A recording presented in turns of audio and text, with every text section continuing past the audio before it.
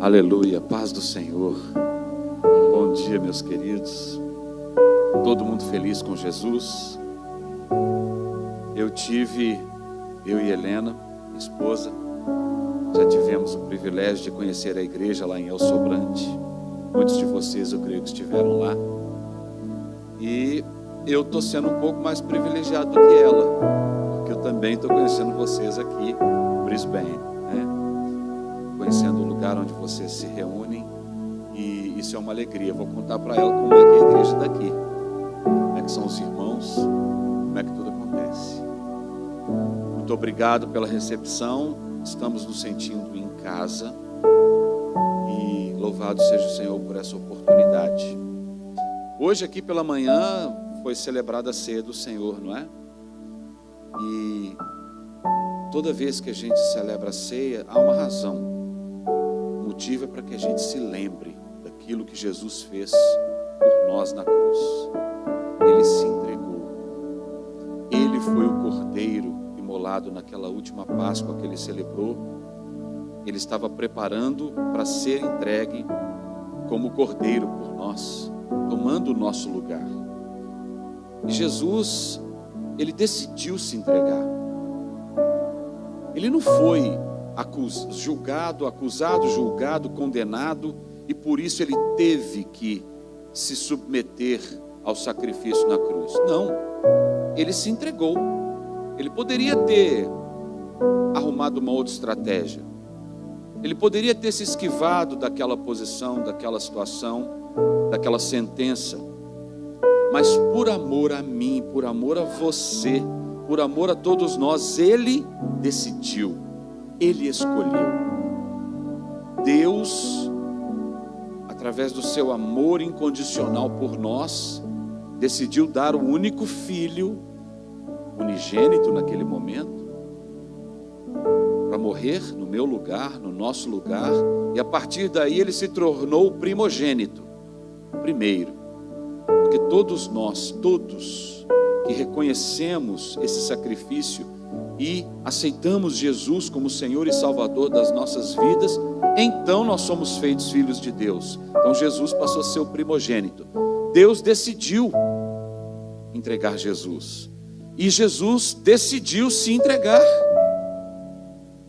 E ele tinha convicção, porque imagina, gente, imagina você se entregar para ser crucificado no lugar de pecadores, não tendo em si mesmo pecado algum, culpa alguma, mas assumindo o nosso lugar. Quem tem filhos aí? Eu também, eu tenho 4 filhos. Se qualquer um deles chegar numa situação de iminente morte, e alguém chegar para mim e falar assim: João, você pode salvar o seu filho e a sua vida no lugar dele. Eu sou capaz de fazer isso por um filho. Você é capaz de fazer pelo seu? Mas eu tenho 4. Agora, e se for alguém que não seja seu filho, que pisou na bola com você? Às vezes os filhos pisam na bola conosco. Às vezes os filhos levam a gente ao extremo, né? O sangue talha, ferve, dá vontade de chutar o balde, mas é filho, carne da nossa carne, sangue do nosso sangue. Mas e se for alguém que ainda não tem esse vínculo conosco? Você seria capaz de dar a sua vida por outra pessoa? E mais, e se for um pecador, alguém que pisou na bola? Pois é, Jesus fez isso. Jesus se entregou por nós, convicto. A convicção é uma coisa que, quando a gente tem, as circunstâncias não importam, os problemas não importam, o que eu vou perder, supostamente perder, não importa. Se eu tenho convicção de alguma coisa, eu vou perseguir, eu vou permanecer, eu vou prosseguir. E nós hoje que temos uma vida que podemos dizer: eu sirvo a Jesus, eu sirvo ao Senhor, eu reconheço o meu Senhor. Se você tem convicção disso na sua vida, eu quero te dizer, até isso não foi por sua capacidade. Você não pôde se salvar, precisou Jesus. Mas aceitar o sacrifício, ainda assim você não consegue sozinho. Precisa de alguém te convencer disso. E essa é a ação do Espírito Santo. Se você hoje entende o sacrifício de Jesus pela sua vida e tomou a decisão de aceitá-lo, a convicção que veio ao teu coração, o Espírito Santo é quem convence. Se você não tem certeza, se você tem dúvidas, ou se você ainda não experimentou essa relação, essa realidade, quero te dizer, meu irmão, minha irmã, meu querido, minha querida, abra o seu coração, deixe o Espírito Santo de Deus entrar, e Ele vai te trazer essa paz, essa convicção, para que você experimente uma vida frutífera, intensa, verdadeira, real, com o Senhor Jesus. Amém? Antes de eu ler um texto da palavra com vocês, eu queria trazer um significado exatamente daquilo que nós estamos falando aqui agora. O que significa convicção? Convicção, pelo dicionário, é crença ou opinião firme a respeito de algo, com base em provas ou razões íntimas, ou como resultado da influência ou persuasão de outrem. Convencimento. Olha que interessante. Tem certas coisas que nós somos convictos porque a gente pesquisou, porque a gente compreendeu, porque houve uma razão, houve uma prova incontestável, e aí a gente fica convicto. Mas algumas questões são por um sentimento íntimo, uma percepção íntima. Não precisa explicação, não demanda uma prova concreta, analítica. Por que eu amo? Eu sinto. Eu não sei explicar tudo sobre o amor, eu sei que eu sinto. E algumas vezes a convicção vem por alguém que te persuadiu. Persuadir pode ser ruim, mas pode ser uma coisa boa. Alguém que convenceu você, e é essa ação do Espírito Santo, como a gente estava conversando. Ele nos convence, e você não tem que explicar, você não tem que provar por A mais B.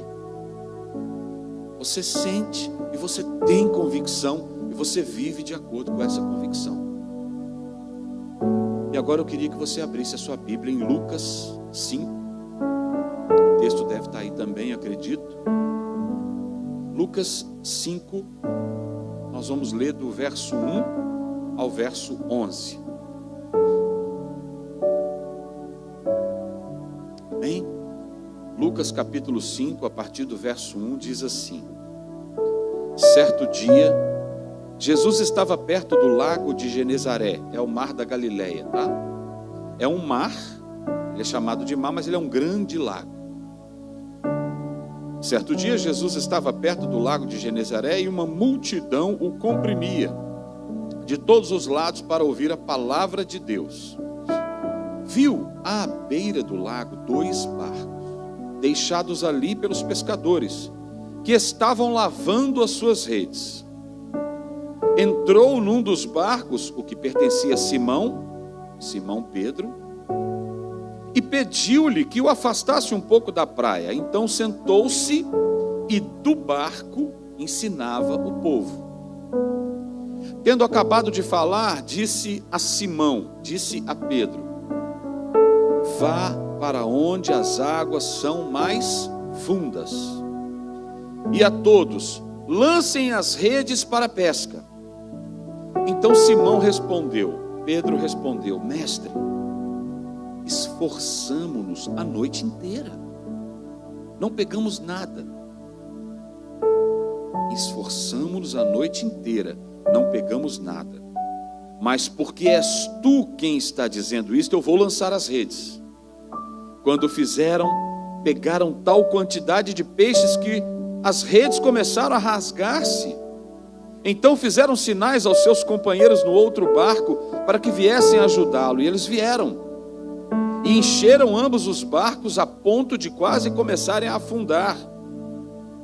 Quando Simão Pedro viu isso, prostrou-se aos pés de Jesus e disse: afasta-te de mim, Senhor, afasta-te de mim, Senhor, porque eu sou um homem pecador.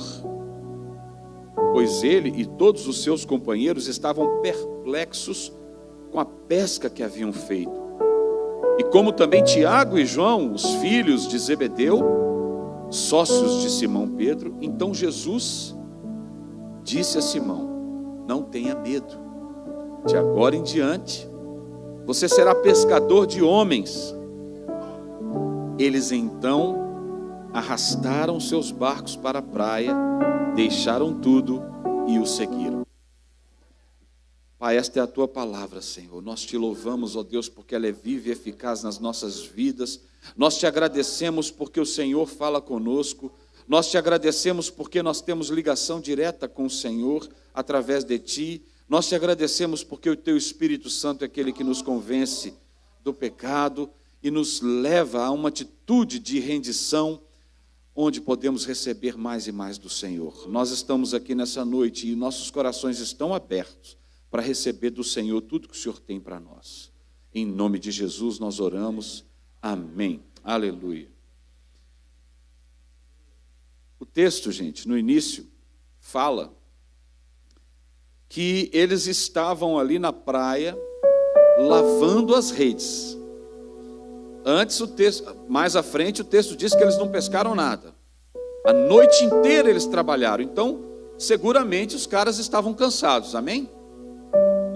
Noite inteira ali na luta, na batalha, tentando conseguir alguma coisa, era o sustento deles, e eles não conseguiram nada. Então eles estavam seguramente chateados, esgotados. Não era apenas um cansaço físico, porque quando você rala, batalha, tenta, usa estratégias, visita vários clientes ou tenta várias ações acerca daquilo que é a sua profissão e você não consegue êxito, você não consegue sucesso, você não consegue ver o resultado ali do seu trabalho, você tem um desgaste físico, mas você também tem um desgaste emocional. Puxa vida, trabalhei a noite inteira. Os caras eram pescadores, eles sabiam tudo sobre pesca, eles conheciam o mar da Galileia, eles sabiam onde jogar e lançar as redes, e eles fizeram isso pela noite inteira, mas não pegaram nada. Então havia um desgaste físico intenso e havia um desgaste emocional. Gente, eles eram homens de carne e sangue como todos nós. Então na cabeça deles deviam estar assim: puxa vida, um dia inteiro de trabalho e eu não consegui absolutamente, vou voltar para casa de mãos vazias. Como que eu vou falar isso para minha esposa? Como que eu vou explicar isso para os meus filhos? Como que eu vou prover para minha família? Um dia de trabalho. Vocês aqui sabem muito bem quanto vale um dia de trabalho. Quanto que vocês deixam de ganhar quando não trabalham em um dia? Vocês não sabem disso aqui? Muito bem. Só que nesse dia eles trabalharam. Não foi porque resolveram ficar em casa ou fazer outra coisa, mas não conseguiram nada. Desgaste físico, desgaste emocional, ansiedade, tensão. E o texto diz que eles estavam lavando as redes. Quem aqui lida com pescaria sabe que quando acabou, você só vai lavar as redes quando não tem mais nada para fazer. Acabou, nós estamos indo embora. Eles não lavam as redes entre um tempo e outro, entre uma parada e outra, para descansar, vou lavar a rede. Não. Esse ato de lavar as redes significa: acabou, terminamos, vamos acabar as coisas e vamos embora. Então eles não tinham mais nada o que fazer ali naquele momento. E aí chega Jesus. E Jesus chega para eles. Ora, gente, era Jesus. Vocês acham que Jesus sabia da necessidade deles? Vocês acham que Jesus sabia daquela experiência difícil pela qual eles estavam passando? Sim ou não? Seguramente. Mas o que Jesus, talvez alguns ali, certamente já tinham tido experiência com Jesus, no mínimo André, que era irmão de Pedro, que tinha sido discípulo de João Batista, no mínimo ele, naquele momento, já sabia quem era o mestre rabino Jesus. Então deve ter enchido uma esperança. Jesus chegou, ele sabe o que nós passamos, e o Jesus tem uma atitude que não fala absolutamente nenhuma palavra acerca do fracasso que eles acabaram de ter, e pede para eles esperarem. E lidar com a espera é um negócio complicado, não é? Ainda mais nos dias de hoje. Hoje nós vivemos numa sociedade que tudo é para ontem, tudo é rápido, né? Um clique se resolve um monte de problema. A gente fica impaciente quando começa a demorar alguma coisa, não é? Ou é só comigo que acontece isso? Até as nossas gírias, se bem que eu devo estar desatualizado, mas até bem pouco tempo atrás, até as nossas gírias revelavam a nossa pressa. Lá em Belo Horizonte era assim: demorou? Já é.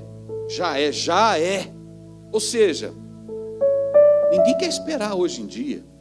Esperar é um negócio complicado, que tira a nossa paciência. Esperar pouco, o pessoal já fica impaciente. Mas a palavra de Deus diz que nós temos que perceber que há tempo para todas as coisas. Em Eclesiastes 3:11, a primeira parte diz: tudo fez Deus formoso no seu tempo, no tempo de Deus. Tudo, gente, tudo é tudo. Não é só aquilo que eu dou conta ou aquilo que eu não dou conta, é tudo Ele faz. Tudo Ele faz formoso, é bom, é correto, é agradável, vai dar certo, é apreciado, mas é no tempo dEle. Então às vezes o Senhor está falando para você aí: olha, eu sei da sua necessidade, eu sei que você tem batalhado nessa questão aqui, eu sei que você tem chorado de noite, todas as noites diante de mim, eu sei que você tem se esforçado para conseguir isso daqui. Às vezes é um trabalho, às vezes é algo pessoal, às vezes é um sonho, às vezes é algo que ninguém sabe, mas você e Deus sabem, Ele está vendo. Mas se Ele está te dizendo: espera, confia, tenha convicção de que se Ele mandou esperar, porque não é o tempo dEle ainda. Nós podemos crer no Senhor, no tempo dEle as coisas vão se fazer e vão ser boas. O nosso tempo, quase sempre ele é inadequado, não é o tempo de Deus, e nós precisamos aprender a esperar. Jesus esperou 30 anos para começar o seu ministério. Moisés esperou quanto tempo para libertar o povo? Depois que eles chegaram ali, tiveram que ficar 40 anos no deserto, porque a maioria não acreditou que eles iam possuir a terra. Davi esperou quanto tempo para subir ao trono? Teve que suportar Saul. A espera faz parte da vida daquele que tem relacionamento com o Senhor. Fique tranquilo, no tempo de Deus as coisas vão acontecer. Você pode ser convicto acerca dessa realidade. Mas às vezes é difícil, eu sei. Por isso que nós precisamos receber a convicção do Senhor. E ali o Senhor Jesus falou: espera aí, gente, não vai embora não, vocês estão lavando a rede, mas espera. E às vezes eles devem ter pensado assim: Jesus vai fazer alguma coisa. Só que ele pede o barco emprestado, gente. Ele entrou num dos barcos, o que pertencia a Pedro, e tinha que pegar o mais intenso deles, né? Pedro, sanguíneo, estourando. Jesus vê o cara cansado, desanimado, preocupado, e fala assim: me empresta seu barco. Espera aí, me empresta, não vai embora não. Não vai embora agora não. Não para de lavar, me empresta o barco, eu estou precisando do seu barco. E os caras pensando assim: puxa vida, será que ele não está vendo o que nós estamos passando? Mas Jesus tinha uma prioridade.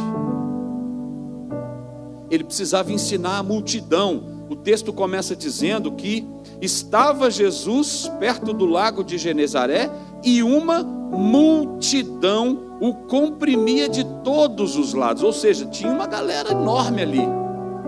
Multidão significa muitas pessoas, não é meia dúzia.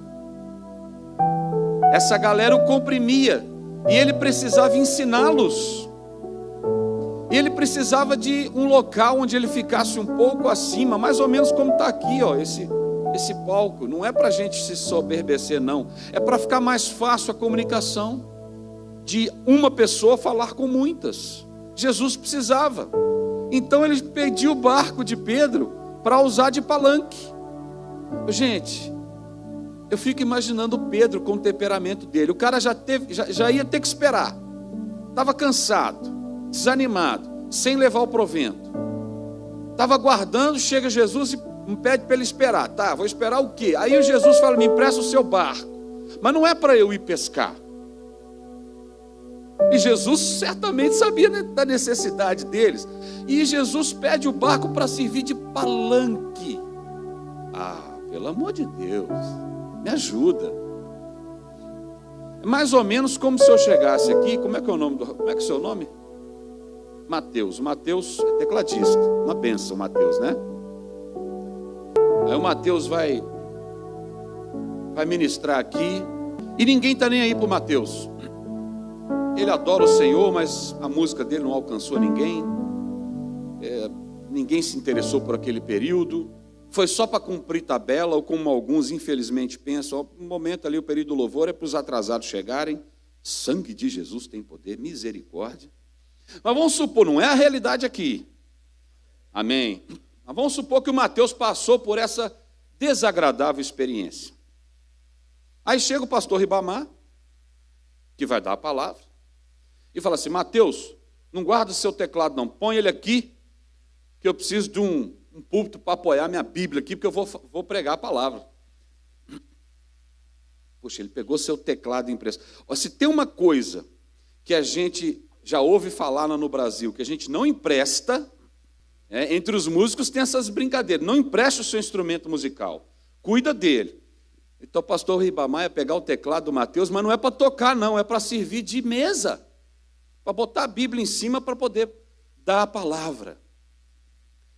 Ousadia, hein? Hein, Mateus, será que você vai ter que submeter isso daí? O que você sente? Não precisa não. Mas é mais ou menos isso que Pedro estava ali. Situação de Pedro.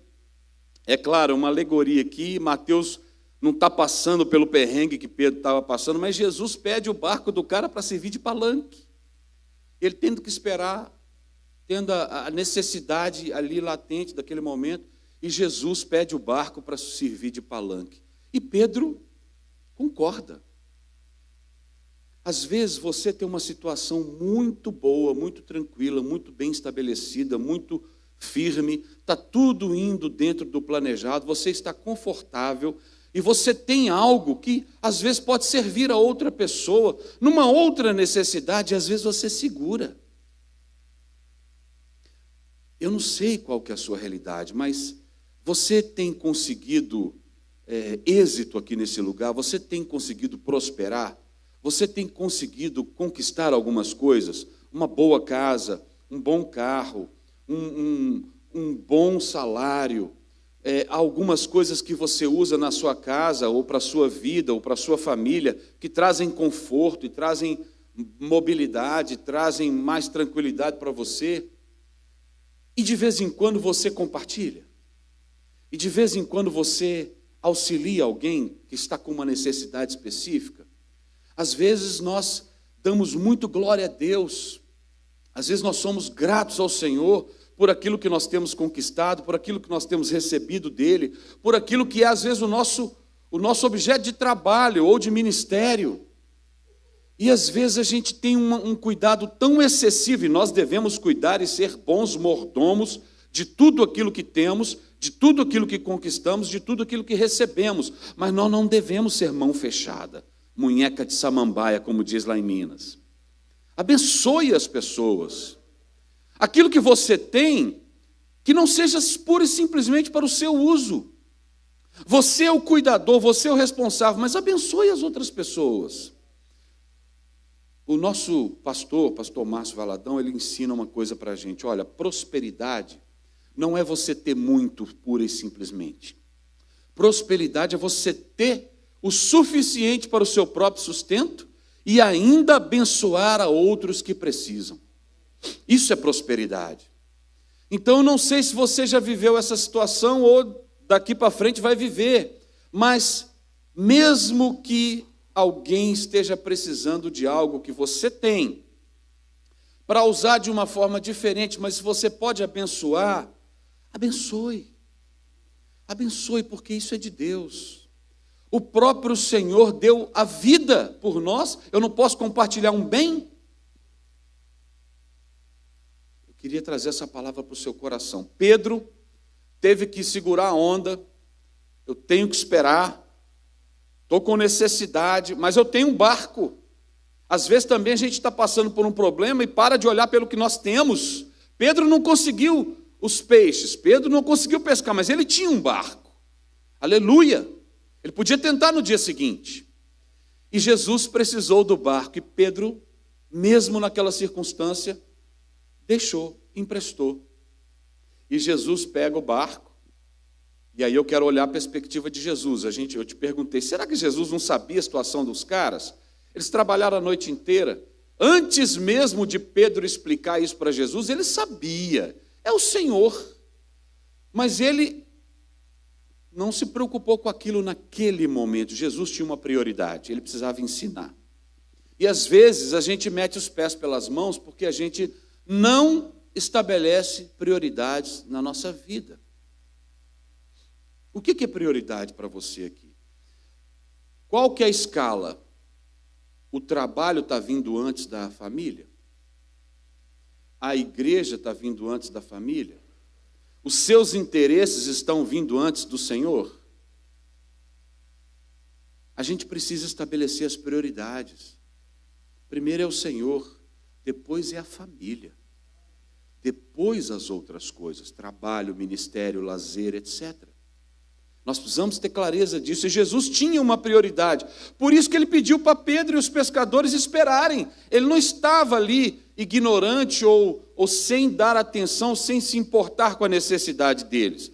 Ele disse, espera. Ele não disse, vai embora, não vai ter mais jeito, não. Espera. E me empresta o seu barco aqui, porque eu tenho algo que eu preciso fazer antes. É prioritário. Existe uma história de uma pessoa que foi contratada para cuidar de um farol. E ele precisava colocar o combustível ali, ou azeite, não sei qual que era o combustível da época, mas que manteria aquele farol em alto mar aceso, porque se apagasse, as embarcações que estivessem passando não iam poder se orientar, podia haver um grande desastre. E era perto de um vilarejo, e aí chegou uma pessoa e falou assim, escuta, nós estamos passando fome aqui porque acabou o óleo, eu preciso de um pouco desse seu azeite aí, desse seu óleo aí, só para fazer comida, para a gente não passar fome. É uma necessidade legítima? É, ele deu um pouco. Daí a pouco chegou outro e falou assim, escuta, nós estamos numa situação aqui terrível, uma pessoa caiu enferma e ela precisa ser ungida, eu precisava de um pouco do seu óleo, porque essa unção eu tenho certeza que vai trazer refrigério e vai poder salvar a vida dessa pessoa. Ah, tudo bem, está aqui um pouquinho, vai lá, resolve o seu problema. É uma necessidade legítima. Daí a pouco chega outra pessoa, escuta, nós estamos parados na estrada e está ficando frio. Acabou o combustível do meu veículo, eu preciso de um pouco só para a gente chegar até a próxima estação e poder fazer uma troca de óleo para poder abastecer o nosso veículo. Senão nós vamos ficar presos aqui, vamos ficar no frio e a gente pode até morrer. Nós precisamos seguir viagem, me ajuda com um pouco do seu combustível. Está aqui, vai lá. É uma necessidade legítima? Sim. E outros foram chegando porque viram que aquele cara que cuidava do farol, ele era generoso.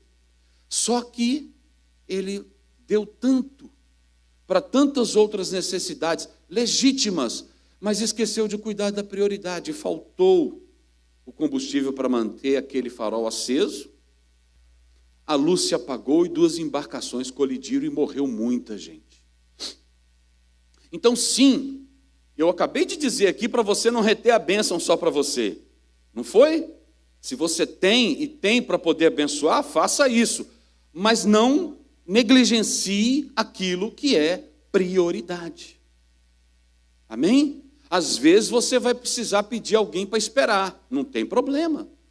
cumpre a prioridade, depois vai para as outras coisas que são legítimas, mas naquele momento não estão ali no nível da prioridade absoluta. Jesus tinha uma prioridade, então ele disse: calma, esperem, eu vou primeiro cuidar desse povo, é uma multidão, eles estão me comprimindo e eu preciso ensiná-los.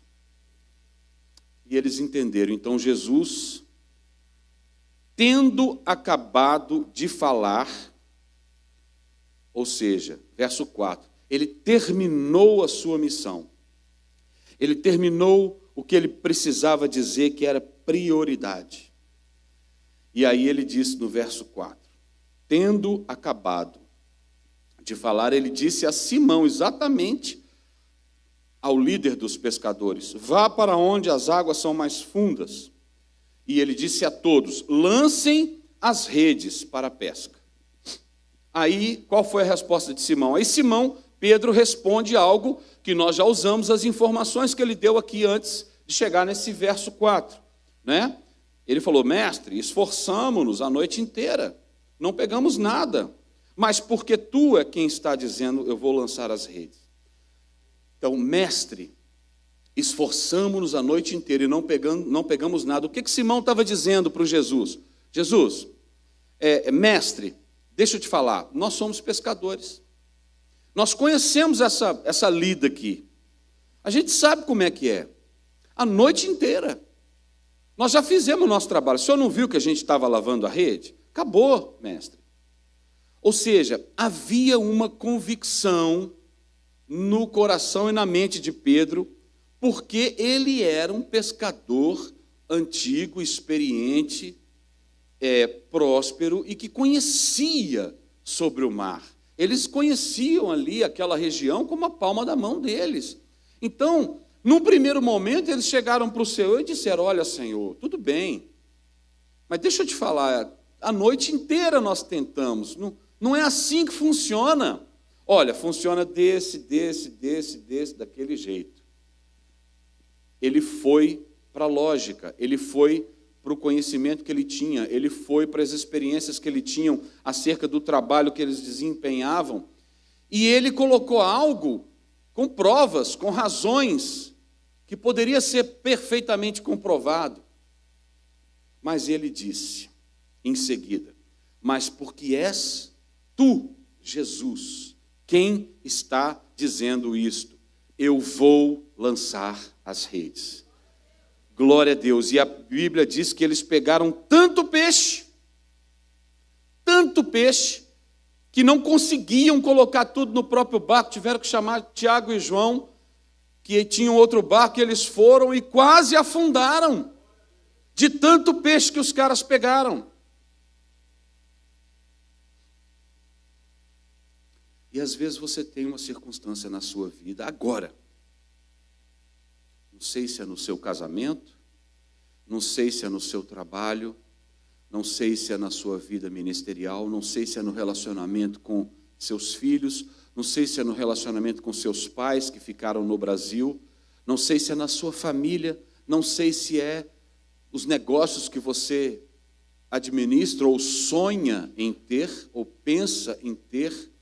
Não sei se é dentro da igreja, ou na escola que você está, ou relacionada a convicções pessoais, daquilo que você acredita ser o certo ou ser o errado, e você está num momento de tensão, mas talvez você esteja pensando assim: ó, essa área aqui, acabou, não tem jeito, e às vezes o Senhor está te dizendo que é para você lançar as suas redes num lugar mais fundo, e você às vezes está dizendo para o Senhor: pai, mestre, eu já estou fazendo isso, olha, deixa eu provar para o Senhor, deixa eu mostrar para o Senhor, deixa eu te explicar, deixa eu te mostrar como é que funciona. É assim, eu já fiz isso, já tentei isso, já conversei com ela, com ele dessa maneira. Não dá, não tem jeito, porque tem isso, tem aquilo outro, a cabeça funciona assim, esse negócio funciona desse jeito, os documentos estão nessa situação, o meu coração tem funcionado dessa maneira, eu estou sofrendo, ou eu estou fazendo fulano sofrer,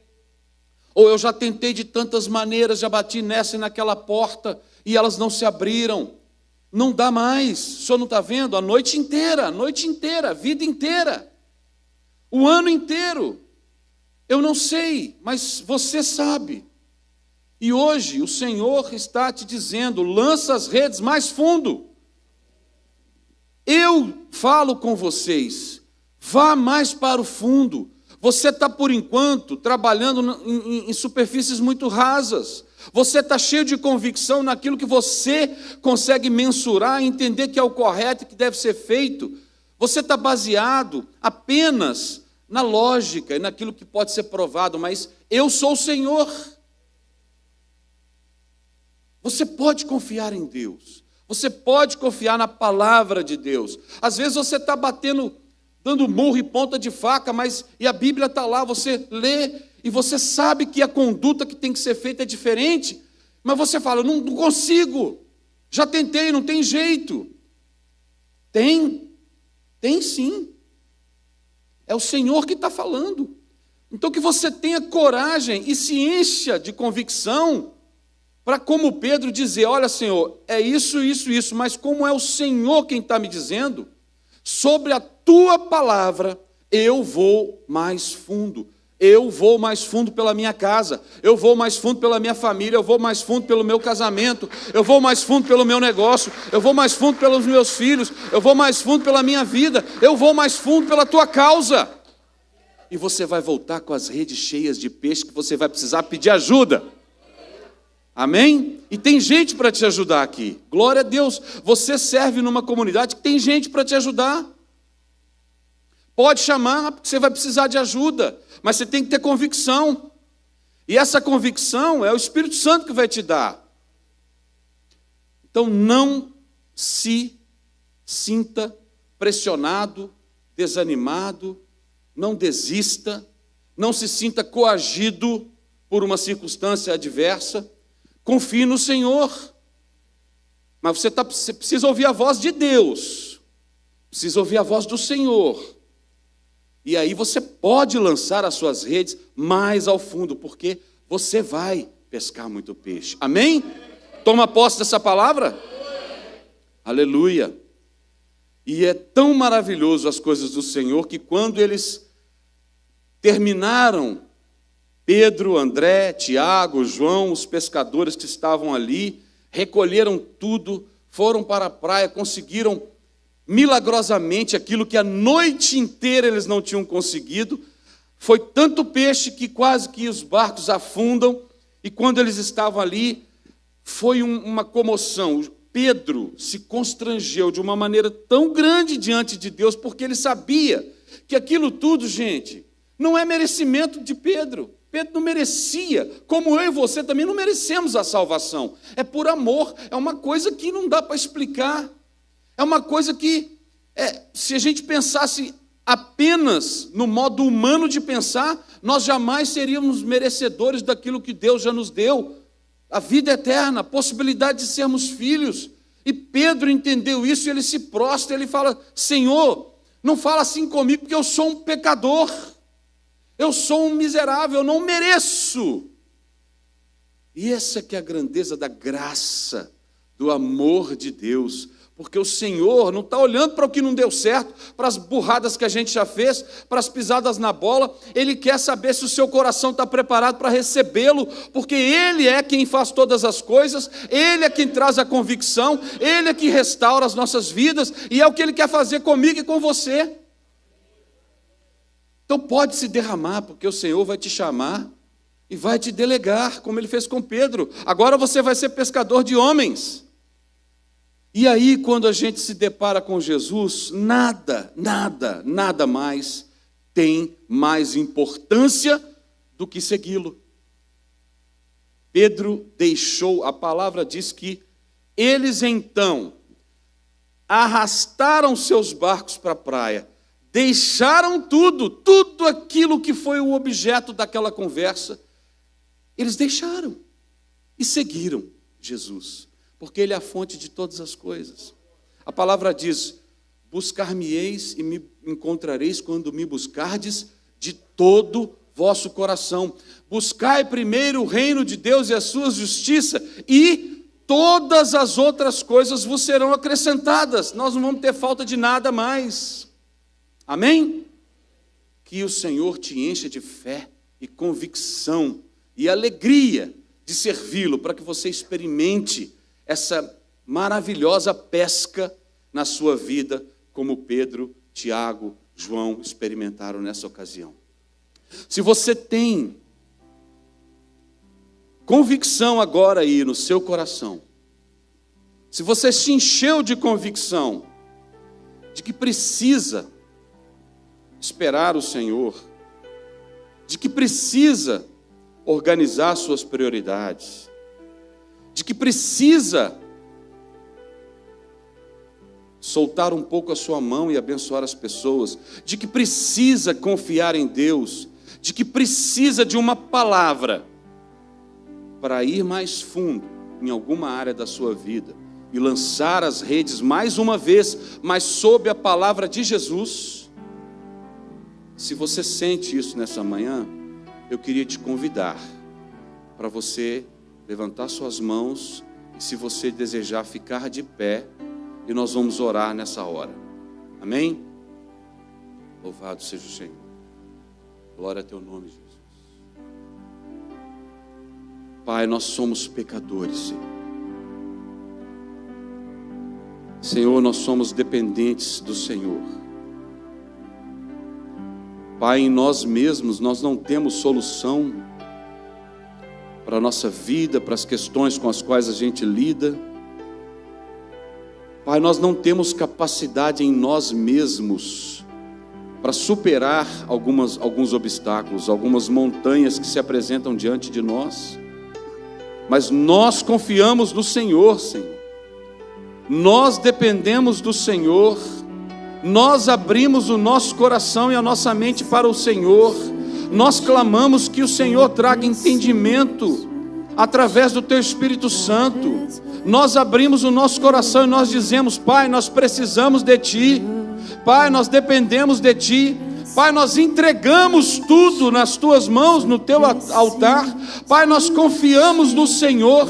Pai, nos mostra o caminho, nos indique o lugar onde devemos ir e lançar as nossas redes mais uma vez, e crendo na Tua palavra nós o faremos, e nós adoraremos ao Senhor, porque nós cremos e entendemos que é o Senhor quem faz todas as coisas, e nós confiamos no Senhor pelo tempo que temos que esperar, pela atitude que temos que tomar, a convicção que temos que adquirir em nosso coração.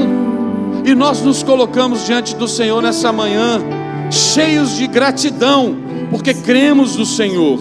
Toma, Senhor, as nossas causas. Toma, Senhor, as nossas necessidades. Toma, Senhor, as nossas dúvidas. Toma, Senhor, as nossas limitações. Toma também aquilo que sabemos fazer, aquilo que pensamos que somos muito bons. Toma tudo nas Tuas mãos, tudo é Teu, Senhor. E nos enche de convicção e de sabedoria para prosseguirmos debaixo da Tua palavra. Nós oramos, ó Deus, agradecidos em nome de Jesus. Amém.